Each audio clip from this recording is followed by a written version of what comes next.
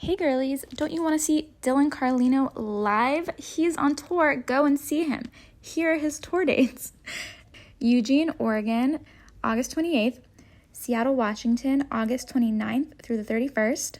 Toronto, September 5th through the 6th. Houston, Texas, September 19th and 20th. Oklahoma City, October 30th through November 1st. Phoenix, Arizona, November 6th through the 8th. Richmond, Virginia, November 14th and 15th. Appleton, Wisconsin, November 28th and 29th. Austin, Texas, December 18th through the 20th. Louisville, Kentucky, January 9th and 10th. Fort Wayne, Indiana, January 22nd through the 24th. Tacoma, Washington, January 30th and 31st. Spokane, Washington, February 1st. And Tulsa, Oklahoma, January 5th through the 7th. If I was a girl, I'd run the city, kissing boys in the street, hiking up my mini. Back in high school, would have been the girl to beat. Football player's number on my cheek, cheating on him with his best friend Pete. Small town moms calling me fast, but I rode him slow in the backseat. It would have been a blast, feeling girly and Shirley. You know all of this is made up, cause I'm just a gay guy who's a little high, feeling a little girly, feeling a little girly. Welcome to Feelin Girlie. I'm your host, Dylan Carlino. Hi, girls. Welcome to Feelin Girlie, the Feelin Girlie podcast hosted by Dylan Carlino. To all my tier 1 and tier 2 girls, it's me and Ariel today. Say hi, Ariel. Hi. We were just talking about social media. And first off, I want to quickly say sorry for being such a bitch in last week's episode. I got so many messages from friends being like, "Are you okay?" Really? Yeah, because I was like, "I'm depressed." That's like normal. I know. I think it's normal too. I think I was just having the summer blues, and I just want to say, like, we are so back. I joined. I am so back and better than ever. Just to let you guys know, thank you for all the kind comments. I joined a new gym that has changed my life. Really? Yeah, the lesbians wake me up every single day at 6:30 in the morning. And we go to the gym for a 7 a.m. class, and then we get coffee afterwards. And every single morning at 6:30, in my head, I literally am like, I don't want to go. I cannot go. And then this sneaking little voice behind me goes, just get up. Just get up and take the dog out. And then I go up and I take Miller out, and then he pees, and I'm already up, and I'm like, well, just put your gym clothes on. The entire time I'm like, I don't want to go. I don't want to go. I go, how can I get out of this? Like, immediately I turn into like a kid who doesn't want to go to school, being like, I think I have a fever. And it's like, you don't have a fever, Dylan.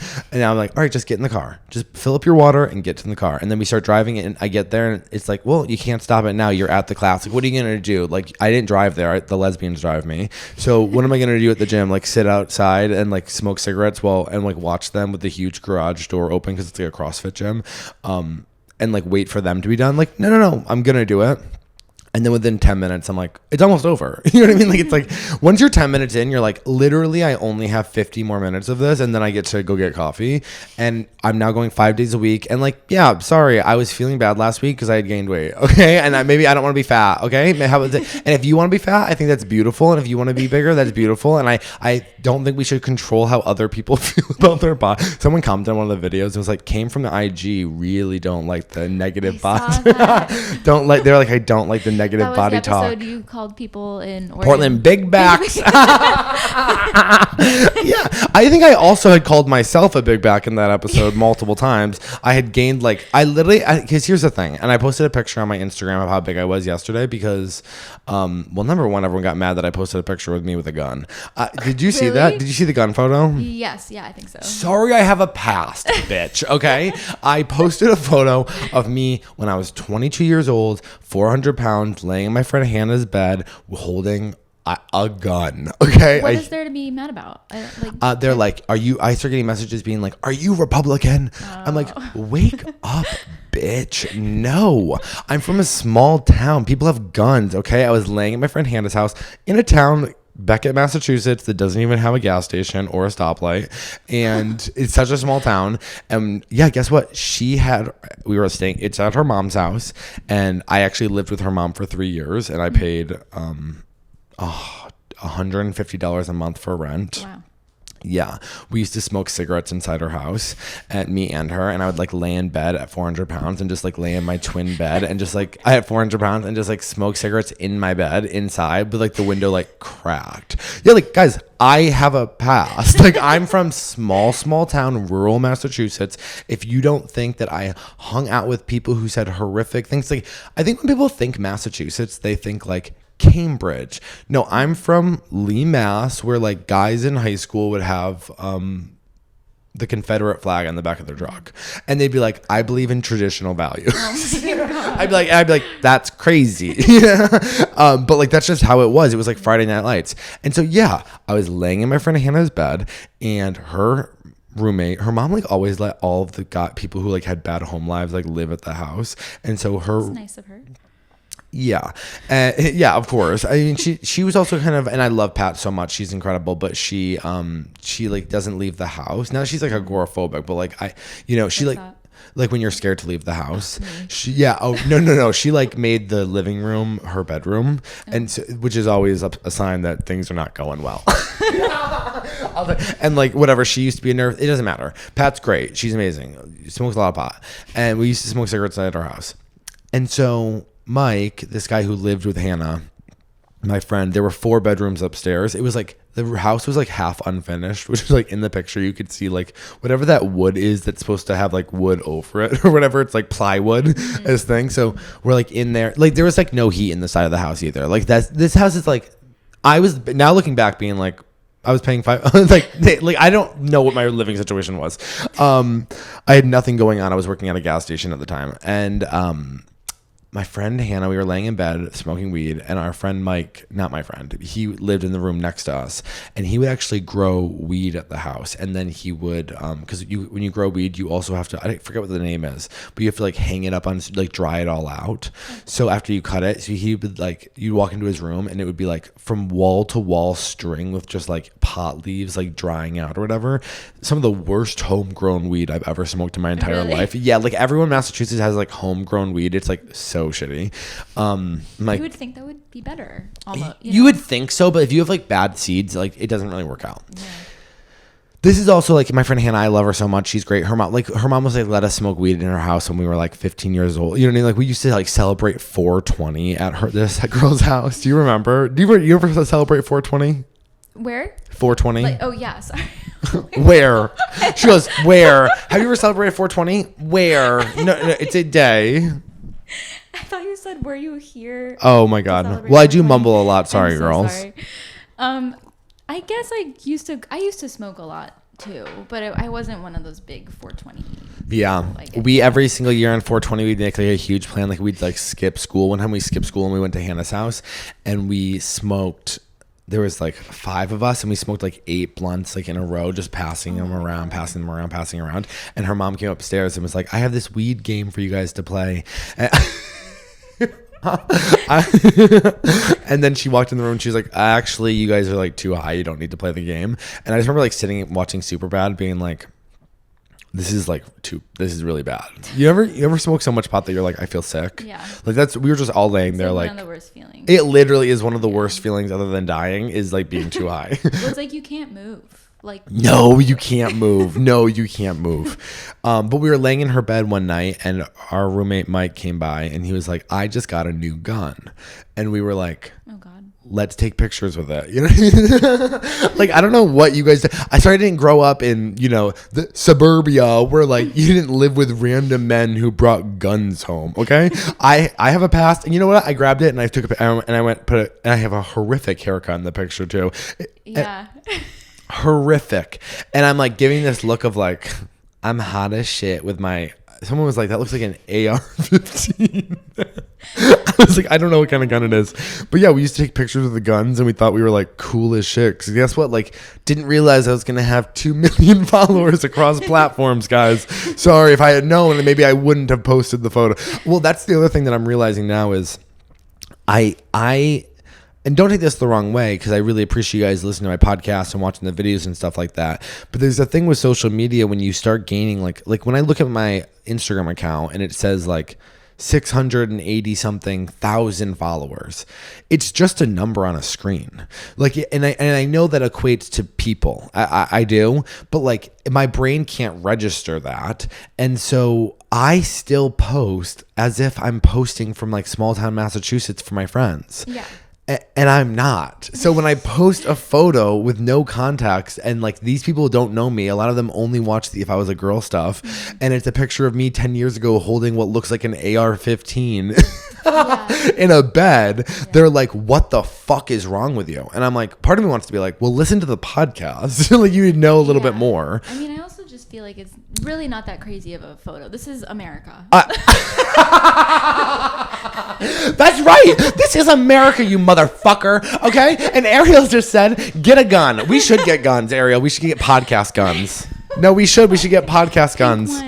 Pink ones, little pink guns. Pink ones, yeah. Part of me, I mean, living in Texas, especially with all this like scary government stuff going on, I'm like, should we be getting guns? It's literally scary here. It's literally getting scary here. It's very scary. We should get guns, honestly. I know, and there are some girls listening to this right now in New York City being like, don't get a gun. Like, you don't need a gun, bitch. You're in New York, okay? I'm in Texas where these people want to take away gay marriage, okay? Yeah, it's crazy. Yeah, they're trying to take everything away. Like, because they want nothing. They like, you want to know why? It's because they're all fucking horny for gay sex, but they only like it when they have their shame. So it's like everything being open, it's not fun for them. It's only fun for them when they can do it like no one's allowed to do it, so we're doing it in secret. It's like, you Texas faggot Republicans, okay? That's what they are. They're faggot Republicans who need to get their ass bred. And no, it's embarrassing, genuinely, to be this, all of these guys who are like trying to stop gay stuff happening or trans stuff too. I mean, I'm so sick of the trans hate online too. It is like so disgusting and insane. The amount of things that people will say to these girls and guys, it's like, why does anybody care what anybody else does? Oh, Miller's screaming. Miller, I was doing an incredible rant on how I'm trying to save the trans youth and my dog is screaming. Sorry, guys. Sorry to my trans listeners. Okay. No, but it's just really fucked up. And yeah, I mean, living in Texas is a hell nightmare. But then you walk to the grocery store and everyone's like, hey, how you doing? You know, like, it's like everyone's so nice to your face that you're like, I actually can't tell what's going on. This is like dystopia. It's a dystopian world. I can't be here forever, but I'm living such a good life. Yeah. I'm living such a good life. And I did take the picture down, and I want to let you guys know about that picture. Did you? I took it down for one reason only, is because number one, I posted that photo. Within an hour, that story was at 30,000 views. Really? Which means that people were sending it. And I'm sure people screenshotted it. Screenshot a bitch, like I give a fuck. It's literally like it's not a crazy photo. That's so confusing. It bubbled up so much shame in me. Like it was like, because I got hundreds of messages. It's not like you were like in the photo, like shooting, like actively. Like, do you know what I mean? They were acting like I was killing kids. Like no, genuinely. And I was like, but also the photo's 10 years old. And then I got freaked out because I was like, not freaked out, but I deleted it, not because of what people were saying, but because I was like, oh, I'm like in contracts and in talks with brand deals. So I was like, maybe I'll just take it down because I actually want, because the brand deals, not to, out myself, pay very well. Okay. The reason I can do this podcast and not sell out my tours because these brand deals are paying me well. So that's why I deleted it. And then I went to lunch and everybody was like, it's so fine. Don't even worry about it. And then I posted a different photo of me being like 400 pounds. And that kind of really turned things around for me because everybody was like, what? People who listen to the podcast were like, tier 1 girl, when you talked about your weight loss, I didn't get it. Now that I see the picture, I really get it. I'm like, yeah, it was bad, guys. That's one girl messaged me and said, I loved this. She goes, you were cute back then. You're cute at any weight, but you're only hot at your current weight. And I was like, honestly, slay. Yeah, but I'm sorry about last week and being a little depressed bitch. I've now gone to the gym 5 days a week and I'm feeling skinny and hot and cool and motivated and lovely. And I also went out and I bought a bunch of shit as well. I got a bunch of new shoes. I'm like psychically so lucky. Every time I go to Buffalo Exchange, I love Buffalo Exchange. You can always get good shit there. I always find a pair of size 14 or 15, which is my shoe size. You sick bitches. Okay. You want to know what size my feet are? 14, 15. Okay. Don't be crazy. It is crazy. Don't be a freak. Right now. Yeah. This is the podcast. Ariel, don't look at my fucking feet, okay? Do you know how hard it is to find size 15 shoes? It's not easy. It's not easy, sweetheart, okay? And when you do find them, they're like purple and pink and neon green. Like, they're the ugliest shoes you'll ever see in your entire life. And for some reason, I'm really good. Whenever I go to Buffalo Exchange, it's almost like I can feel it within me. I go, I'm going to find a size of 15 Air Force Ones. I find white Air Force Ones. I find them every single time. I found them yesterday. And so and then they were half off, red tag. They go, everything red tag, half off. Found them, $25, brand new. I go, it's my third pair at Buffalo Exchange finding these. I go, what tall big boy keeps dying with good shoes? That's what I want to know. I also got this Ariana Grande t-shirt, the Thank You Next tour, and Ariana Grande on the back. That's so funny. And then I went to, Brielle was like, let's go shopping. Cause I was like, I need some like new shirts. Sometimes I'm like, am I so depressed that I want to kill myself, or do I have nothing to wear? You know what I mean? Like, do you ever think that way where you're like, I could die. I could go into the oblivion, but then you get like a couple new shirts and you're like, I'm back. Dude, it's crazy how much of a bad mood I can be in, and then I go shopping and I feel better. Yeah. Like, actually. I just went shopping yesterday, and I spent money I don't have. Oh. And I felt amazing. 100%. And once I start shopping, I can't stop. Yeah. And I went ham. So I got those, and I'm always like very thrifty. Like, I got those shoes. I got 2 pairs of shoes at Buffalo Exchange. One was those white Air Forces, which I needed new like performing shoes. Because black teens started commenting on how bad my shoes were beat up. And that's when you know you have to get new ones. When the black teens start commenting about how dirty your shoes are, it's time to buy new ones. And even as a gay man, I know that. And so I got those. And then I got a pair of Nike like workout shoes, because I have like running shoes that I run in. But this new gym requires, better shoes. It requires them? No, but like I want to look, I want to do it right. Yeah, Sometimes like, yeah, especially when you're wearing like running, like I have like classic running shoes that were like really beat up because I like run, and working out in them is like, it's just, it like wobbles. It's not like stabilizing. And this new gym is like a full CrossFit gym where it's like, no, like my body, wait till you see me. Excuse me, I'm so sorry. Wait till you see me. This new gym, wait till you see me in 6 months. I'm going to have a ripped body and a fat ass, and your boyfriend's going to be bending me over and fucking. Not your boyfriend, Ariel. And I don't want Josh. These girls, sending them pictures of these boys you're fucking. If you don't think your man is going to want me and my fat ass in 6 months, you better wake up, bitch, okay? I got a throat like a god and an ass. Right now I have a flat ass, but my fat ass in 6 months, you wish, bitch. I don't know why I'm threatening to fuck my fans. Not my fans, my friends. My friends, boyfriends. And then I went to this store called Stag. Have you ever been there? Really expensive. But I got these like 2 black button downs that like go here, but they're like really cute. And I found this necklace, and I spent a lot of money on this necklace. But I've been like, I always wear my gold chain, but I've been wanting like, I used to have a little medallion on it. And then because I buy medallions at witch shops, and then whenever they fall off, I just think that, time is served or whatever, because they always fall off. But I've been looking for like a really good necklace and I found one that I was like, I'm obsessed with this. It's gold, and then it has like a really small oval, because I don't like when men, not to be homophobic, have like huge chunky jewelry on. I just don't think it looks good on us. I don't, and I think it's wrong. Okay, I don't like when guys have rocks, and I wish I could be a rock crystal girl, but I remember, and if you are, that's great for you. I don't like the designs of all of them. Like, they make the wiring so thick. It's like, oh, did you want to have this huge pendant on you? I go, no. So this is a store for men. It's also very hard to find a chain with like a pendant that like looks good on like a male's neck, because I have like a thick man neck. I do. And you think it's like small because my body's so big. No, measure it. It's huge. And so I found this necklace, and it's like gold, and then it has this like black medallion, and it has like a bull on it, which I'm a Taurus. And then it's very, very cute. It's like not gaudy. And so I got that. It was $200. I know. It was gold, you said? Yeah. So it's real. It's worth it. Yeah, and then it has like a little on the back, a little evil eye, just to make sure you're safe. Why aren't you wearing it? Because after I got home, well, let me finish the shopping stuff and I'll tell you. And then I also got 2 shirts, and then that, and then we went to this. I wanted to get, I needed like slip-ons, and so they were like, you should go to this place called Big Shoes.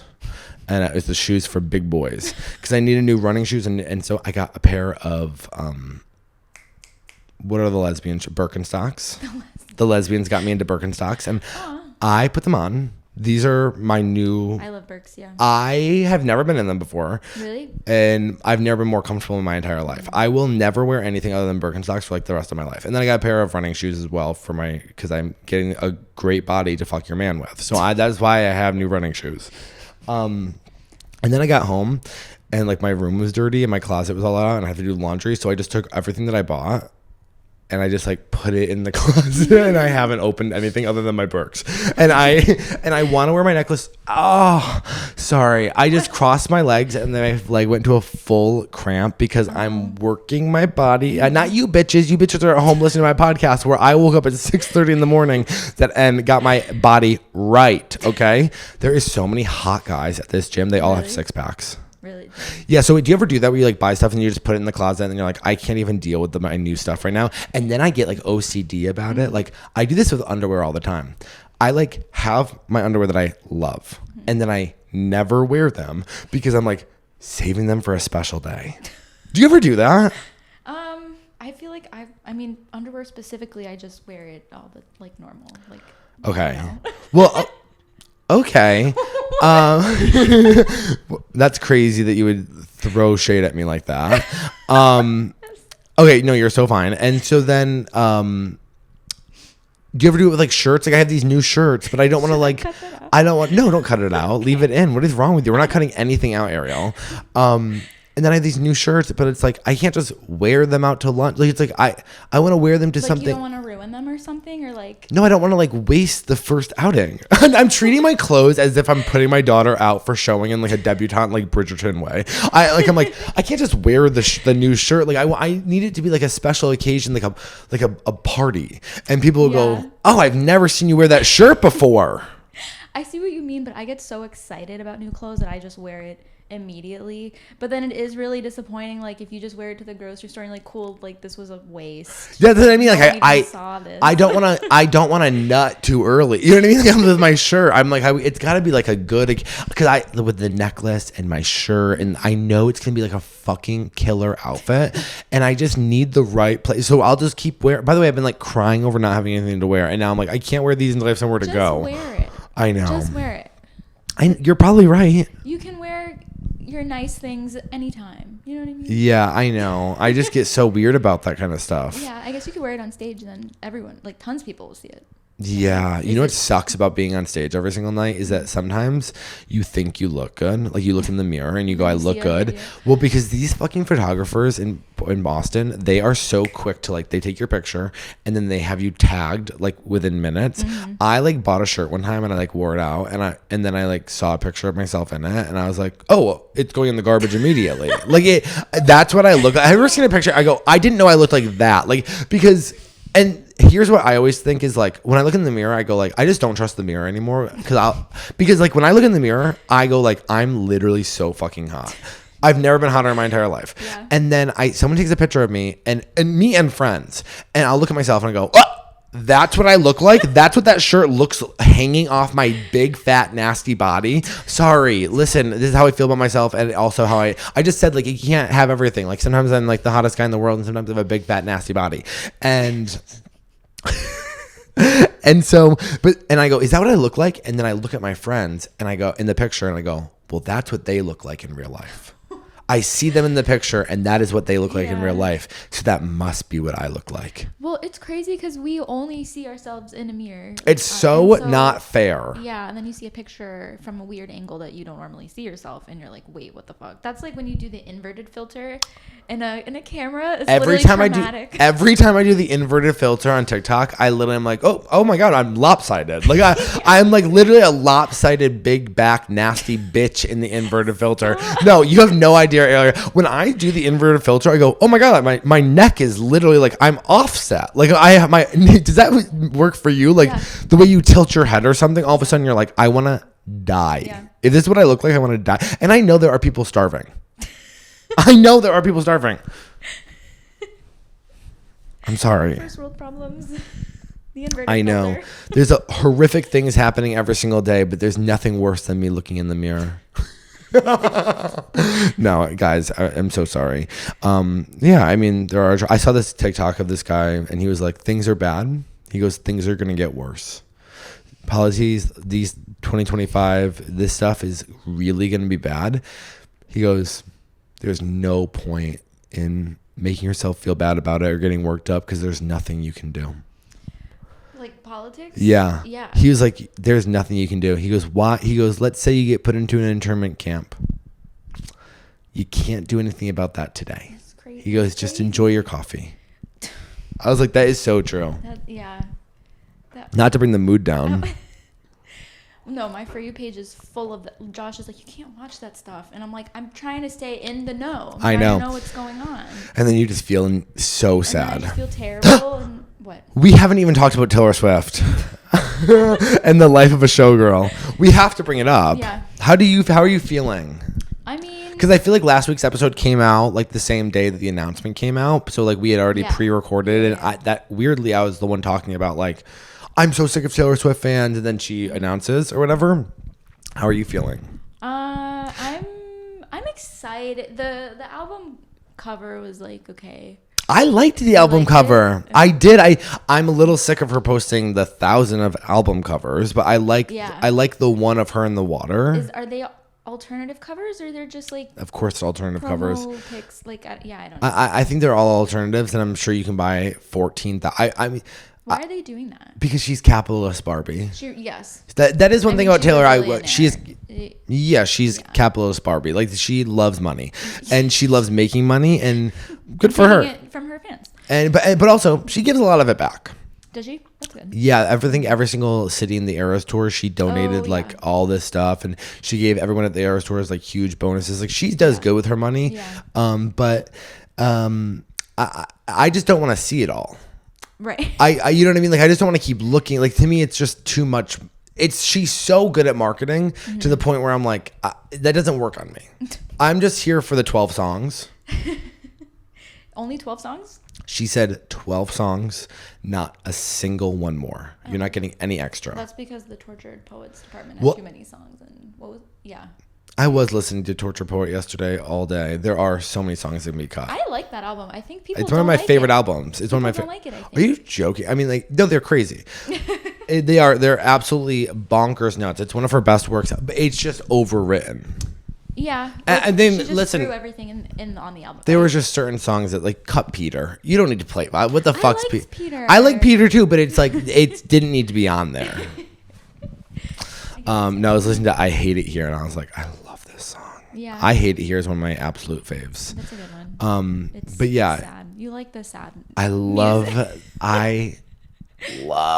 sad music. Every day I wish Phoebe Bridgers would come back. That's all I think about is I wish Phoebe. Your Ariel was like, we really should like come up with segments, or we should think about what we want to talk about before the podcast starts. And I go, no, 100%. I go, what I do before you get here, before Ariel gets here, I lay in bed and I scroll on TikTok watching videos of Phoebe Bridgers singing, and then it literally just looking at the comments that are like, I wish Phoebe was real. I'm like they're like, Phoebe, please come back. I'm like come back, Phoebe, come back. Does she not make music anymore? She's taking a break. Oh, but she hasn't released, because she made Boy Genius. And the thing about Phoebe is that she's incredible. She's, number one, the queen, the absolute best. Like, she's always jumping on other people's records. So she's always doing a feature on somebody else's records. And then she also has her band Boy Genius, which they released music 2 years ago. It's incredible. We have not gotten a Phoebe Bridgers album in 5 years. We're looking for PB3, okay? PB3. That's if I met her, I would just say, "When's PB3 coming out?" And she'd probably say, "Fuck you." But yeah, I'm having a good time. I really am. I'll talk about that on the Patreon, but patreon.com/feelingirlie. But there's some personal life updates that I don't feel comfortable talking about.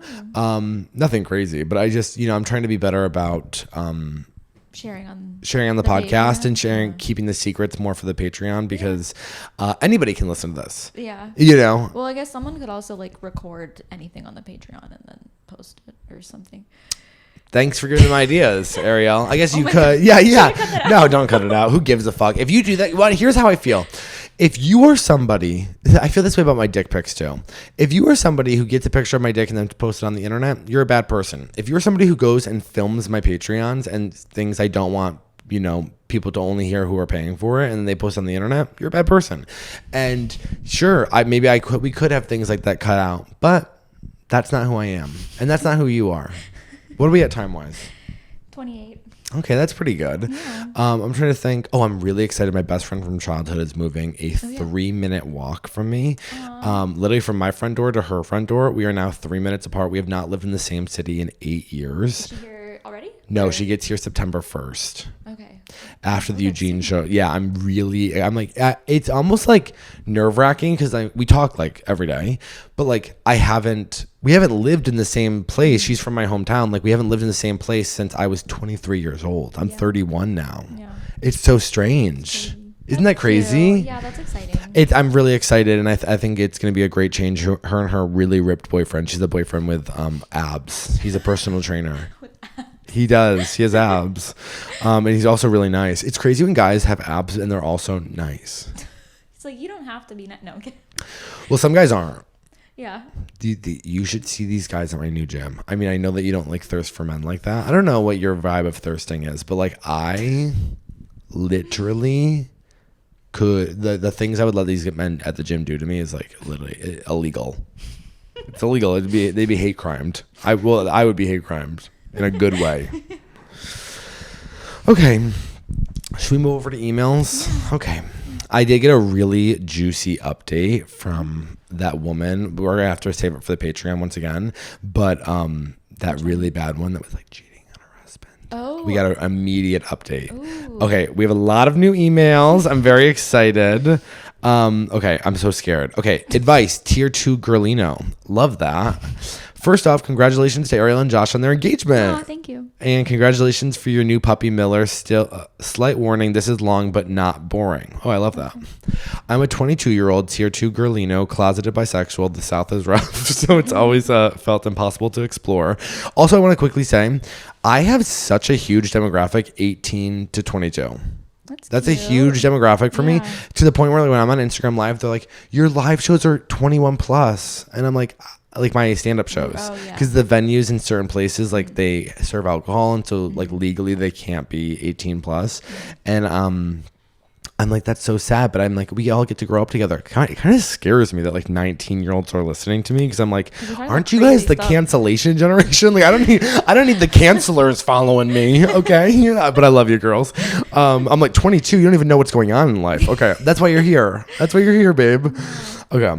Here's a little background. When I was 22, I was taking pictures of me and guns, okay? Here's a little backstory. This story begins 6 years ago when I was 16. When I was 16 years old, oh my God, buying weed from my local plug, we can call him Ted. We immediately started dating and having an on and off relationship since. It's always good when you start dating your drug dealer. I always wanted a boyfriend who sold weed. Not anymore, because when you're 31 years old, like that's a huge loser red flag. But when you're 16, it's like so cool. It's like, oh, I have to go drop off weed. Like my friends, I had a best friend who and her boyfriend sold weed, and she would always steal weed from him. And then she would call me and she'd be like, hey, Isaac, but we would call him Sack. She'd be like, Sack's gonna call you because he's missing weed. And I told him that like, oh, he found an eighth that she stole. And then she'd be like, no, that's Dylan's. And so he's like, Sack's gonna call in and ask why you left your weed here. He never called, but she was always stealing weed from him. Like I think for like years she stole like literally pounds of weed from her boyfriend. It was incredible. God. I know.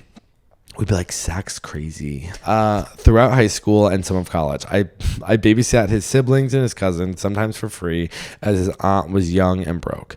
I tutored his siblings, took them to school and practice, and was a part of every family function. Birthdays, Thanksgiving, Christmas parties. We built a strong relationship and have been planning to move in together in 2026. Oh, wow, they're still together. At the end of June, I went to visit Ted with plans to see him again during the 4th of July weekend. We went out, had dinner together, and while my boyfriend was at work, I hung out with his younger sister. We smoked weed, and she helped me clean my car. Oh, you went from babysitting her to smoking weed with her. Isn't that cute? After After I left, I went back to my college town and got ready for my best friend's party. During this, Ted texted me saying that his lip was busted. I asked how that happened. He said I attacked him with a TV remote. I was like, what the fuck? No, I didn't. He kept badgering me saying I did attack him, but the thing is, we didn't even watch TV that weekend, and I kissed him that morning and his lip was not busted. So when he continued to text me and blow up my phone with calls while I was with his friends on an aux, I simply said, cry about it, faggot.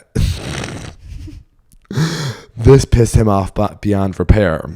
I'm like confused. I'm like, by the way, how funny it would be if you did bust his lip open and this was like your, this was like you trying to save face, being like, I don't know why he would say that. I also love that you called your boyfriend a faggot. I mean, that's crazy. And then decide, I guess this isn't the cancellation generation. My sister's boyfriend also lives in the same town as Ted, so the initial plan for 4th of July was to spend time with my sister, her boyfriend, and Ted. However, I slept at Ted's. As I was driving to their town, Ted told me I disrespected him and that he wouldn't put up with it. I told him I was sorry and that I was overwhelmed and didn't mean to be a cunt. He wouldn't respond on whether I should go to his house, so I just went to where my sister was staying. Ted went out that night and then drunk texted me, telling me to come over at 2 a.m. Obviously, I declined, pissing him off even more. The 3 days leading up to the 4th, I was continuously apologizing to Ted as I just wanted to make things right. He told me he needed a handwritten apology if I really meant it. Okay, that's crazy. By the way, you guys start dating when you're 16 years old. Don't move in with this guy. He's a loser. And also, like, let's not call our boyfriends faggots. I'm not loving that. He told me he needed a handwritten apology if he really meant it. That's like controlling as fuck. I would never be like, I'm gonna need a handwritten apology. Which that's weird. It's weird, right? Yeah. It's control. Yeah. My sister's boyfriend doesn't even own a pen. Okay, well, that's crazy. What is he? What is he, illiterate? So obviously I couldn't handwrite an apology. So Ted, could you text one out, babe? Could you put one in a notes and post it to your story? So Ted asked me to see my best friends list on Snapchat. Okay, this makes no sense, by the way. Like you're putting a lot of details in here. I'm like, what happened to his busted lip? What were you saying to him that made him upset? Like, one thing you need to know before judging me is that I only use Snapchat to post occasional private stories and to text my friends. So it's really hard to get somebody off the list if you're not sending photos. That probably is true. I actually only use Snapchat to like verify naked photos with men that I meet on the internet to have sex with. Since Ted asked, I immediately sent him a screenshot, but the last spot on my best friend's list was a guy, and it was a guy Ted had asked me to get off the list a month prior. I swear I was not even talking to this motherfucker. Okay, but it doesn't matter either way. But that was it for Ted. He blocked me on literally everything, Facebook to Pinterest, and stopped answering me. Ted then tells me I was micro-cheating this whole time. I wasn't. What is micro-cheating? You guys are like, these like words. Cheating? Oh my God. You're 22. Just break up with him. This guy's a loser. Then Ted, 4th of July happens. I was going to drive home because I was so distraught. Okay, because you're being a little dramatic. But my sister and her boyfriend convinced me to stay, go to the beach, and go out later, so I accepted. Okay. This is long. Okay. Later that night, we were at a bar I know Ted likes, but it wasn't my decision to go. Okay, well, you still showed up and you knew he was going to be there. I was just following the crowd. Shut up. You knew he was going to be there. So we were there for like an hour, and I see Ted and his friends in the fucking line. I innocently walked by him. No, you didn't innocently walk by him. You purposely walked by him, and not even glancing in his direction. Yeah, on purpose so that he would come up to you, while talking to my sister to see if Ted would say something, but he didn't, so I was fuming at this point. You guys aren't right for each other. Miraculously, I run into my best guy friend's roommate from NC State. They're all cute. I asked them to accompany me to the bar to make my ex jealous. They all of a sudden, you guys are exes. Like, this all happened in the span of like 3 days. They all do as I say, crowding me around, touching my head. Ted locks eyes with me, pissed the fuck off. I order my drink, tip, and then lead the group of men back to my area with my sister as I was standing. Then Ted sends me a fucking photo of me talking to a guy at the bar and texts me, whore.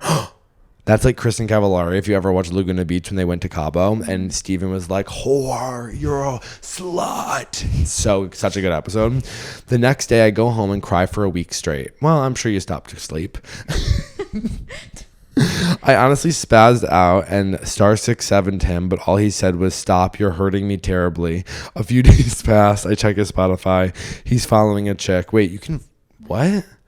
He also has me. He also blocked all of my friends.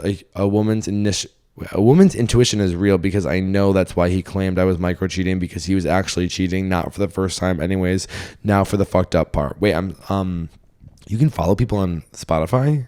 Like other than artists? Like I didn't know. I didn't even know. Yeah, what? I didn't know it was social media. I don't know. His younger sister died from a really sudden medical emergency. Nobody expected it. This girl was hardly 17. I was immediately heartbroken because I technically grown up with this kid. I texted his mom and his aunt saying they were in my thoughts, and I attempted to *67 call him. I know you'll be like, why the fuck? But I loved him for so long, and I loved his siblings, and they were my own family, and it broke my heart to think of how devastated Ted was. Plus, we broke up time and time again for a few weeks, so I didn't know if this was the end be all. Anyways, I was leaving my therapist's office the other day, and my friend's mom calls me. My friend's mom is close with Ted's mom. She tells me that she's relaying a message that the family is requesting I don't attend funeral services. I immediately started crying, and she tells me that this is about the family, not about me. So now here I am, feeling hated by an entire family I was deeply ingrained with for 5 years. Literally any breakup advice or anything else you have to offer is greatly appreciated. I'm feeling heavily hated, and I can't even grieve the loss of this girl I've known for a long time.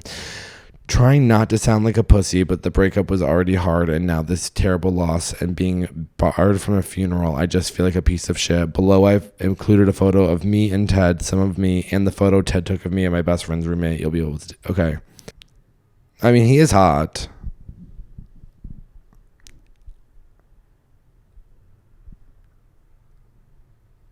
Okay. You're really pretty. I'm really sorry for your loss. I know you were close with this girl, and I'm sure it's extra hard going through a breakup during this time, but the family friend was right. This is not about you. That family is grieving, and Ted is grieving, and I don't think... It feels intense when somebody dies, especially, I'm not sure if you've dealt with this before or had someone close to you die. If this is the first person it feels very, very intense. But this isn't about you. And you are allowed to grieve for her. You can do something special at home. You can do something that you guys like to do together. You can do your own thing to grieve. But if a family's asking you not to attend the funeral, it's not that you're hated. It's just that, like, Ted is probably already going through all of his own stuff, and you guys had a toxic relationship, and it's not something that he wants to see at his sister's funeral. And it actually has nothing to do with you. It's just that you guys maybe had such a toxic situation that whether you had a relationship with this girl or not, it's not your place to go to the funeral, because it isn't about you, unfortunately. I don't think you're hated by an entire family, but also, this type of stuff is like very, very hard and will change that entire family for the rest of their lives. No one in that family is ever going to be the same. And you will be the same. And there's a difference there, regardless of how close you are.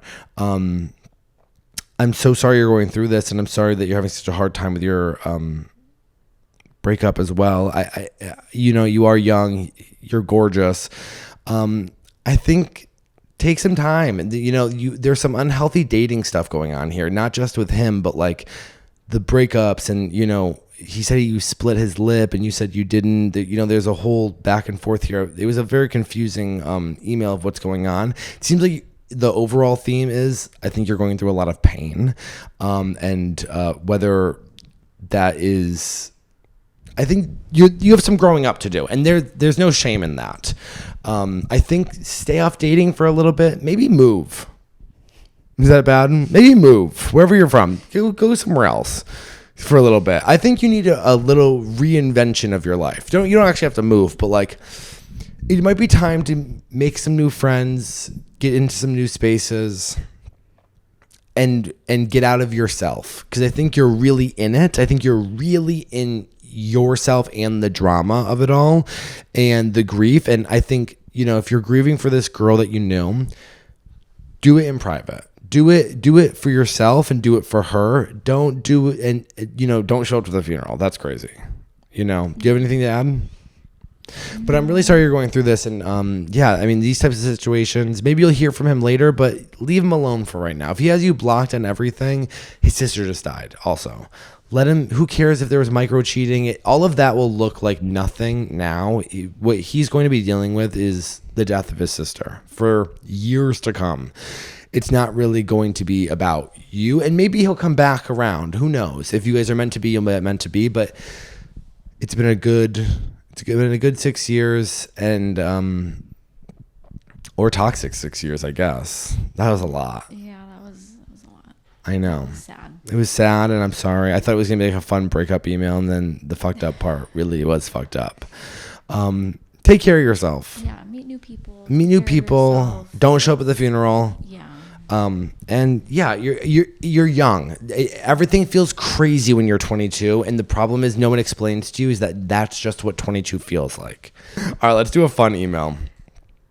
Okay, girlfriend. Okay, first date anal. Oh my god. Hi Dylan, Tier 1 Girlino here. I was shocked to learn your intro song was AI. Okay.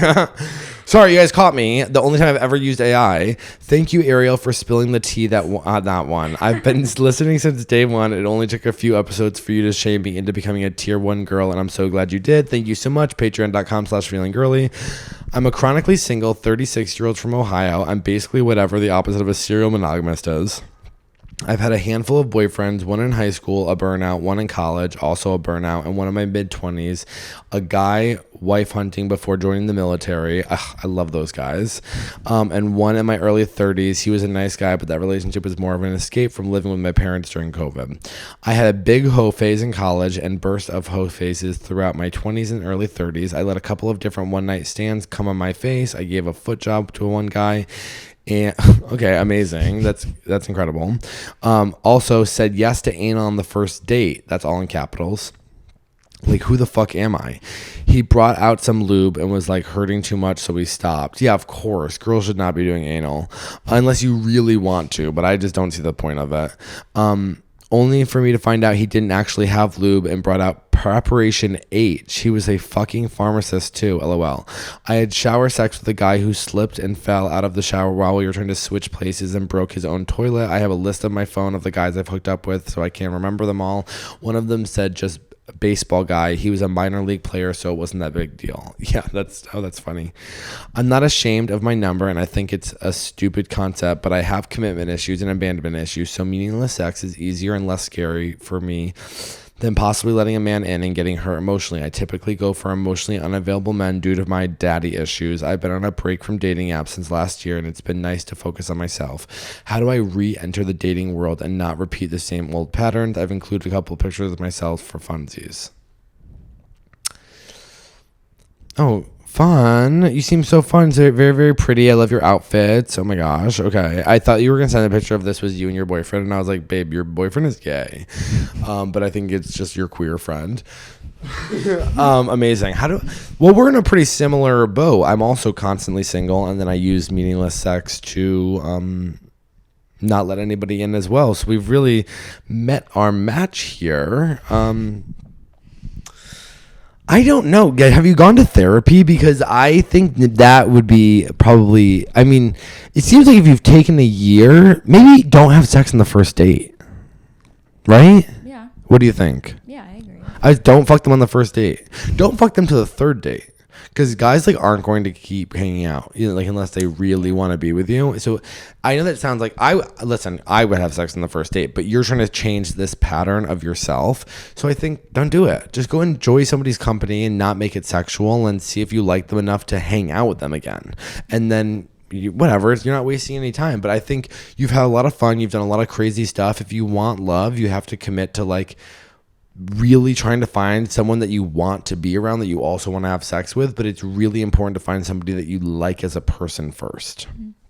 So I would say go on 3 dates with somebody before having sex with them, and get right back on the apps. Maybe use like a different app though. Like I feel like Hinge is like the best one for relationship stuff, right? Is it? I don't know. I don't know either. I'm like, don't use Tinder. That's like a fuck palace. It's Grindr for straight people. Or Bumble, I think, is okay. I guess. Because girls have to reach out first. But yeah. I don't know how that helps anything. I don't know. I never. What are we at time wise? 50. We're going to move over to the Patreon. I have some juicy stuff I want to talk about that I saved exclusively for the Patreon. So we'll see you guys over there. Patreon.com/feelingirly. Oh, is anything making you feel girly today? Oh, I don't know. How about you? Having my dog makes me feel real girly. My little Miller, my little King Charles Cavalier. And then I was watching The Gilded Age last night, and I love watching videos of women in corsets and dresses. I just love it. I know you girls aren't comfortable in those, but they look so good. I know your bodies hate them and they feel like you can't breathe, but oh my God, I love just watching a girl just ripped into a corset. I think it looks so good. I wish we still dress like that, honestly. I know, me too. I'm like, you guys are so lazy. I'm just kidding. Patreon.com/feelingirly. We're moving over there right now. All right, bye guys.